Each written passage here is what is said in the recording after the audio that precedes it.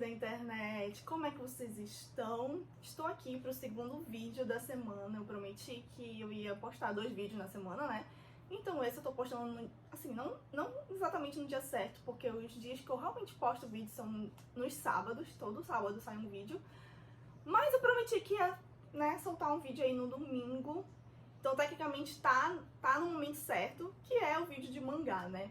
E como na quinta eu postei um vídeo sobre animes shoujos, que era algo mais Dia dos Namorados, eu decidi fazer diferente com o vídeo de mangá. Eu não quero falar de shoujo nesse vídeo. Eu já fiz um vídeo aqui no canal sobre mangás, meus mangás shoujos favoritos. Então se você tá aí nessa vibe mesmo de Dia dos Namorados, uma vibe mais melosinho, enfim, eu vou deixar aqui nos cards esse vídeo dos meus shows favoritos e aí você vai lá assistir. Mas hoje eu quis trazer algo mais impactante mesmo.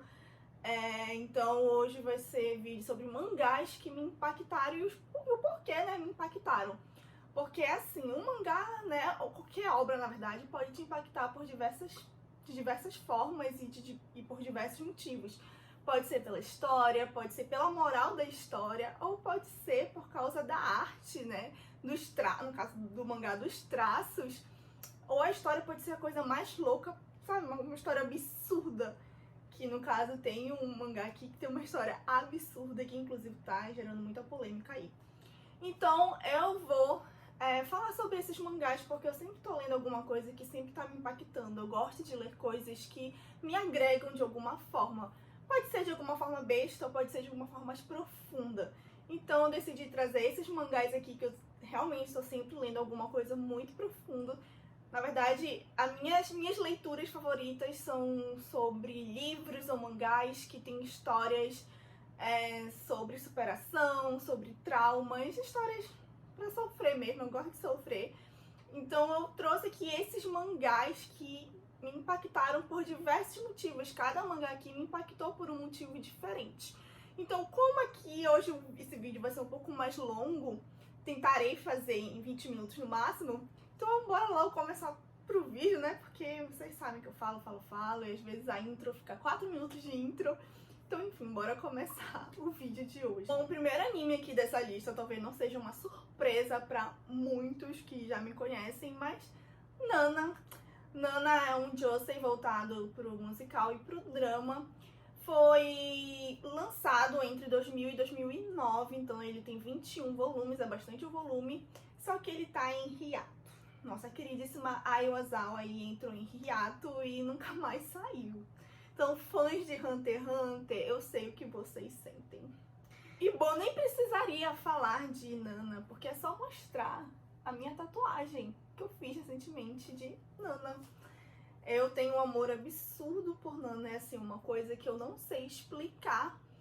E então, bom, né, vamos pra sinopse Primeiramente, vamos pra sinopse sobre o que se trata Nana. O mangá conta a história de 2 garotas chamadas Nana, que por pura coincidência se encontram em um trem rumo a Tóquio. Chegando lá também, por pura coincidência e obra do destino, ambas decidem morar juntas e juntas começam a viver vários dramas. O motivo de eu gostar de Nana, de ser um mangá, uma obra, enfim, um mangá, anime, enfim, que me impactou muito e me impacta até hoje, é por simplesmente retratar a vida adulta. Josei é uma demografia que é voltado, né, para mulheres adultas.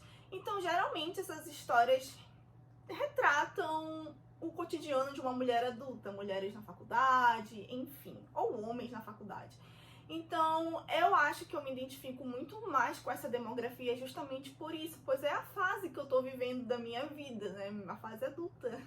Então, Nana, o mangá Nana retrata muito bem as dificuldades que uma pessoa no começo da sua vida adulta passa, em como morar sozinho, pagar contas, viver um romance que provavelmente não vai dar em nada, traição e relacionamento abusivo. Nana também trata bastante essa questão do relacionamento abusivo, né?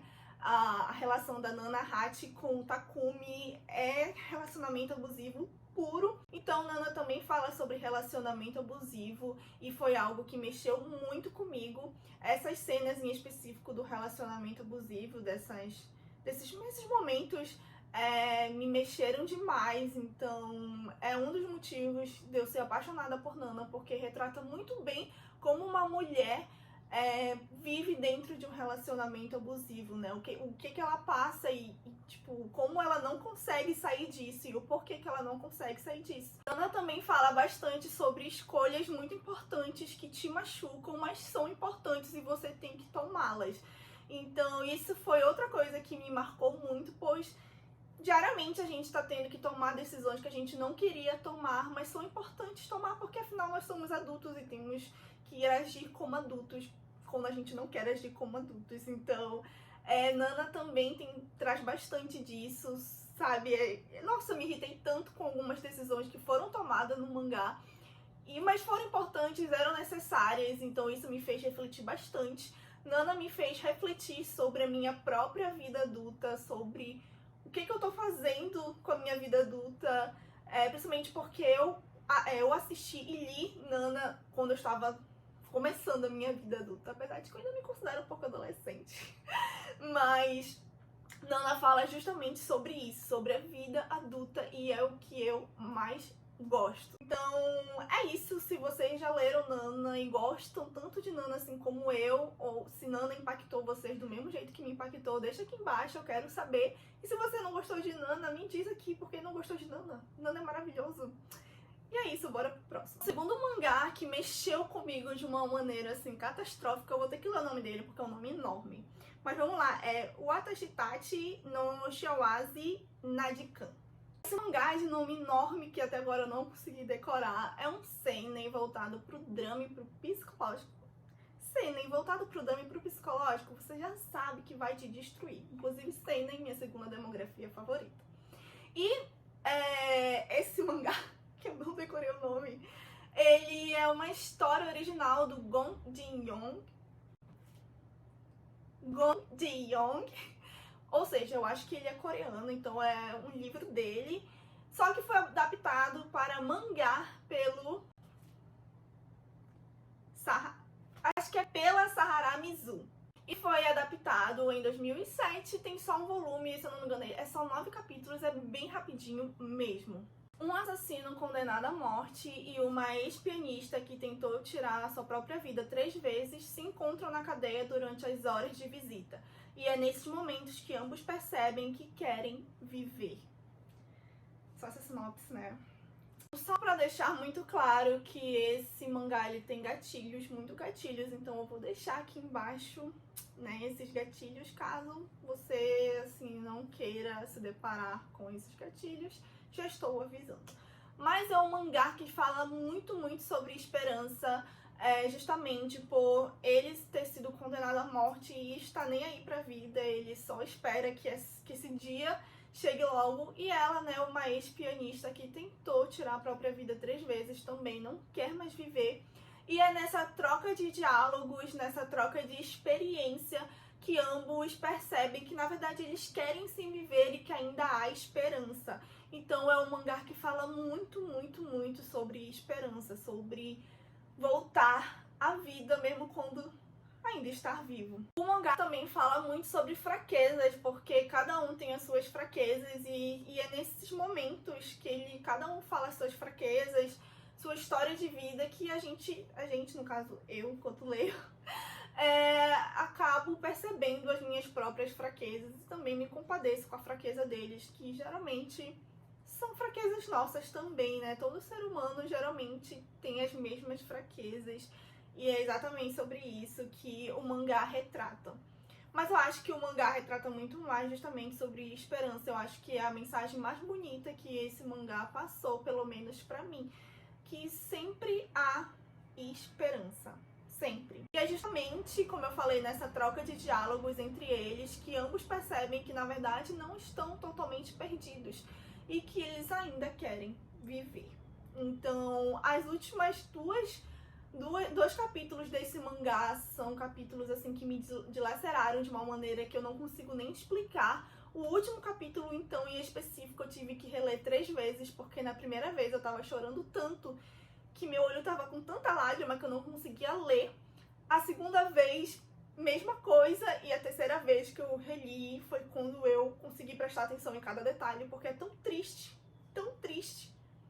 Enfim, é um mangá muito, muito forte mesmo, então leia com cuidado, pelo amor de Deus, é um mangá muito forte. Eu sempre tô lendo esses tipos de mangás que pega de jeito mesmo e que falam sobre esses tipos de tema. Então, se você já leu esse mangá, deixa aqui embaixo nos comentários. Ele não é um mangá muito conhecido, na verdade eu só conheço uma pessoa que leu ele. Então, deixa aqui embaixo se você já leu, e se você vai ler por minha causa, vá ler. Ele é bem rapidinho, tem só 9 capítulos, eu acho. Enfim, só tem um volume. E me conta aqui embaixo o que você achou. Bom, o próximo mangá é um mangá bem polêmico, né? Principalmente agora que vai vir aí um anime pela Mapa, então todo mundo decidiu conhecer esse mangá e todo mundo decidiu falar mal dele, que é Chainsaw Man. Eu acho que assim fala, Chainsaw Man. Enfim, ele é um shonen voltado pra fantasia sombria, que eu chamo de sobrenatural. E ele foi lançado entre 2018 e 2020. E ele é do Tatsuki Fujimoto, eu acho que é assim que se pronuncia o nome dele. E ele tem 11 volumes e ele tá sendo agora lançado pela Panini. A Panini tá lançando ele, inclusive. Tá muito bonita a edição, pena que ela tá R$30. Denji é um garoto que foi deixado sozinho no mundo para pagar as dívidas que seu falecido pai deve à Yakuza. Com isso, ele começa a vender seus órgãos e trabalhar como caçador de demônios, junto com seu cachorro Potita, que parece uma motosserra. Em um de seus trabalhos, Denji acaba morto, mas ele já havia feito um pacto com o Potita. Com isso, o corpo dos dois se funde e Denji se torna um humano demônio com a habilidade de serra elétrica. A partir disso, ele começa a fazer parte da equipe de caçadores de demônios do governo. Que história doida, né? A primeira coisa, com certeza, que chama a atenção nesse mangá é com certeza essa história louca, absurda. Um cara que é uma motosserra, pelo amor de Deus, o que tá acontecendo? E é assim o mangá inteiro, todo mundo ali é uma coisa estranha, tudo que acontece ali é estranho, aquele mundo é estranho. Então, a primeira coisa que chama a atenção é a história, e eu acho que a segunda coisa que chama a atenção é justamente a arte. A arte é belíssima, tem painéis maravilhosos que eu ficava ali só minutos olhando para aquele painel para ver cada detalhe, porque é maravilhoso a arte desse mangá, primeiramente falando sobre isso. E, terceiramente, em terceiro lugar, eu vi, né, que estavam falando na internet que esse mangá não tem profundidade. Mas será que é verdade mesmo que ele não tem profundidade? A intenção do autor, com certeza, não é fazer você chorar, não é fazer você ficar triste com a história dos personagens, mas tem sim profundidade no mangá. A gente vê muitos assuntos sendo tratados, como abandono, como a fome e como abusos no geral. Então, eu acho... Concorda comigo?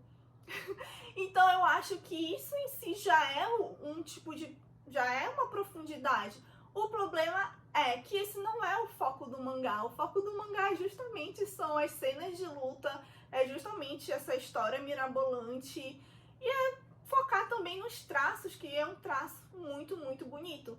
Então, eu digo que a intenção do autor é te fazer refletir sobre algumas questões de uma forma besterol, porque é uma história besterol. Os diálogos muitas vezes são besteróis, sabe? São diálogos mais comédia mesmo, cômico. E o Denji, na verdade, a gente pode considerar ele um anti-herói, né? Chainsaw Man é uma história besterol, só que tem sim profundidade. A história do Aki é a história mais profunda do mangá inteiro. A história do Angel Devil. Nossa, meu inglês tá péssimo. Enfim, também é uma história profunda e muito delicada que é retratada no mangá. Mas como eu falei, não é o foco. O autor não quer te fazer chorar. É só ler outras obras dele, como outra muito famosa que é o Fire Punch, que eu comecei a ler e não terminei, porque pra mim não funcionou.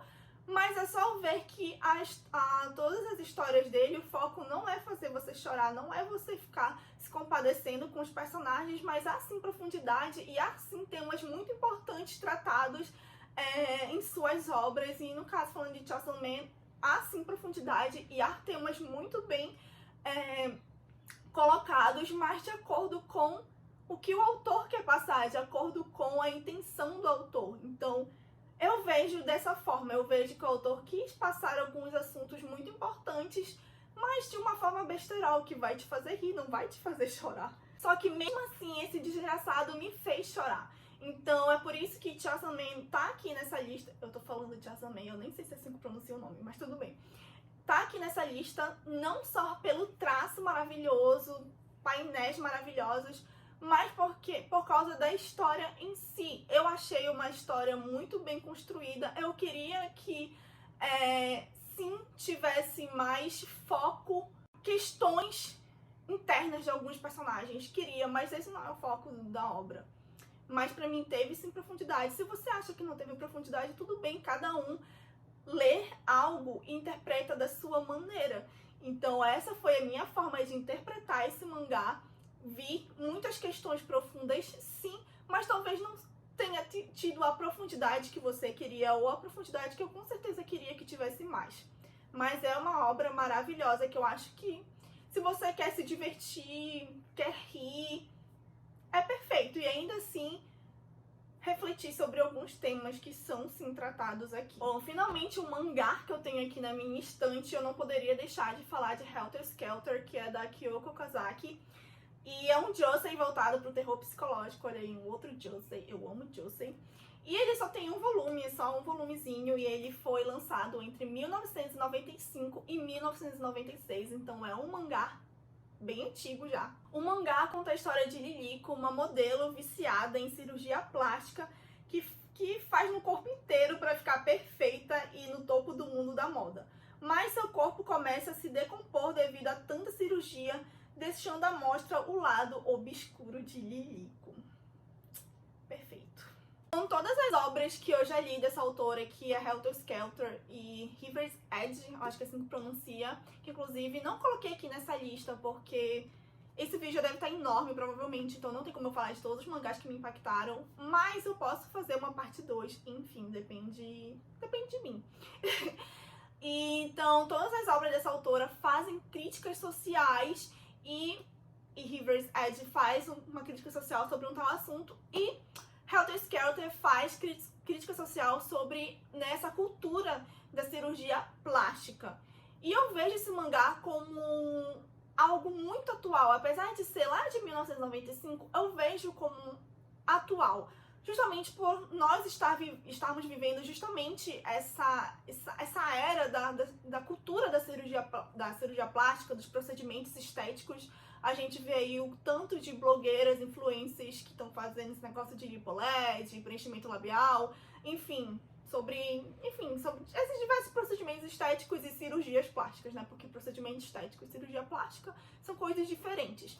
Então, o mangá retrata justamente isso e toda essa cultura que, infelizmente, acontece muito e é muito atual. E eu acho que justamente naquela época da década de 90, tava rolando também toda essa pressão estética nas mulheres lá naquela época, se eu não me engano. Então o mangá retrata justamente isso, sobre esse alto padrão da beleza, sobre as mulheres, sabe, terem que ter a cinturinha fininha, serem peitudas, terem boca grande, enfim, fala sobre esse padrão que cada vez mais vai crescendo, crescendo, crescendo, e a gente nunca consegue alcançar ele, porque ele é inalcançável, ele sempre tá acima da gente.